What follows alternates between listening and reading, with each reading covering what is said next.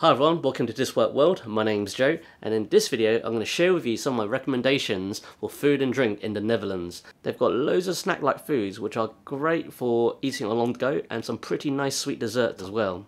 They're available on the high streets, but also the Dutch have some amazing little street markets dotted around the place, especially the weekends. These street markets are usually located in town, especially around Amsterdam. You'll find lots of little random squares where they just pop up a little farmer's market. If you can't find any of these markets close to where you're staying at the moment, go to the local tourist office and just ask them to point out any farmer markets or street food markets.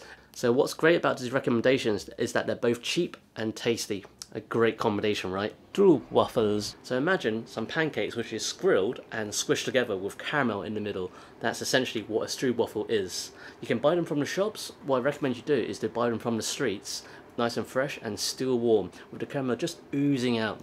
You've got to be extra careful when you buy from the streets, as the caramel really does go everywhere. Pro tip for you: if you get yourself the stroopwafels from the shops, what you can do is put them on top of a mug of tea or coffee and let the heat slightly melt the caramel, so you get a similar type of thing from a fresh stroopwafel. Haring. So imagine the Dutch having their own version of sushi, and that's essentially what is haring. It's basically raw fish which is gutted, put into salt water for I think 3 or 5 days. It's very tasty, really fishy. So if you're not a big fan of fish, I probably wouldn't recommend it. But for me, absolutely gorgeous. It's usually served with some chopped onions and a small little Dutch flag. Chocomelk. One of my Dutch friends recommended this, and I was really puzzled when I first heard about it. But apparently they're really big on chocomelk, which is essentially chocolate milk. There's just something about the actual chocomelk they serve in the Netherlands which is extra tasty. I do think there's some extra special, stuff inside. Actually, not really. It's just really bloody tasty. Kibbeling. Apparently a classic Dutch favourite that both kids to adults absolutely love, and they're fried, battered fish snack balls. They're usually served with a mayo-based sauce like garlic tartare, rockwurst.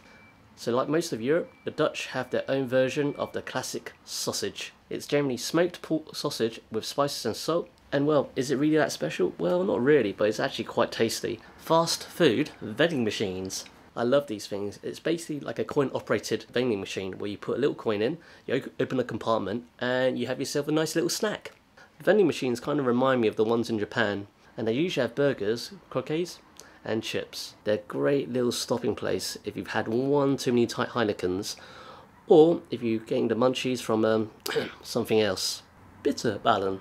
So bitterballens are little mini ball croquettes. There's usually lots of different types and served in this as a selection. They're great with dipping sauces as well. Surinamese food. So one of my most interesting discoveries was Suriname and the Surinamese food, because of the influences from both Africa, Asia and Europe. Suriname is actually a country north of Brazil. It was an old Dutch colony until the 1970s. And there's a bit of a large migration to the Netherlands, and they brought along with them their food and culture.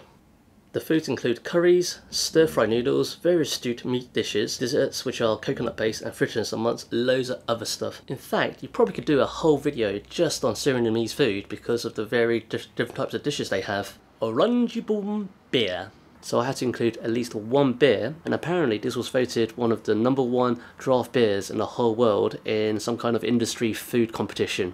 I just wish they actually had a brewery in Amsterdam. It would definitely beat Heineken. And also I kind of think that Oranjeboom sounds like a pretty damn cool name.